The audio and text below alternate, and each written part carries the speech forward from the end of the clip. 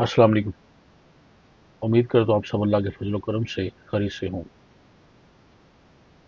حضرت شیخ زادی رحمۃ اللہ کی حکایت بے وفا دنیا لکھتے ہیں کہ مصر کے ایک بڑے سردار پر نزاع کا عالم طاری ہوا۔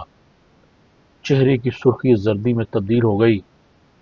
دانشمند افسوس ہی کرتے رہ گئے کہ کیا کریں، کیونکہ موت سے بچاؤ کا طب کی دنیا میں کوئی علاج نہیں۔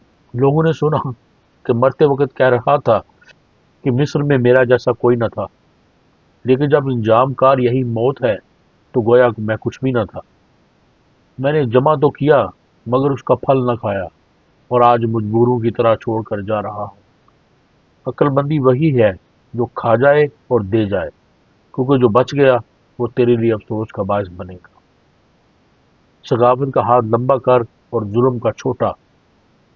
اب اپنے ہاتھ سے کانٹا نکال لے کے کفن سے ہاتھ بھی نہ نکال سکے گا۔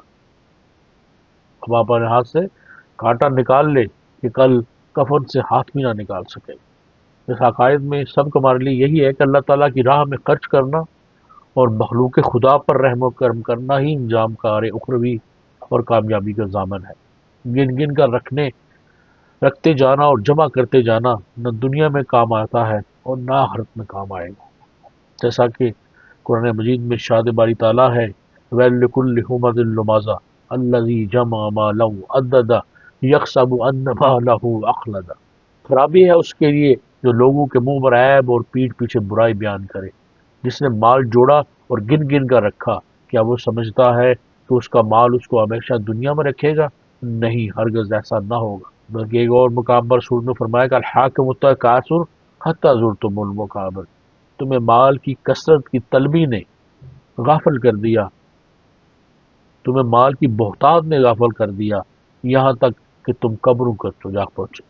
دنیا کی بستی فنا ہو جانے والی ہے، بقا صرف اللہ کی ذات کو ہے۔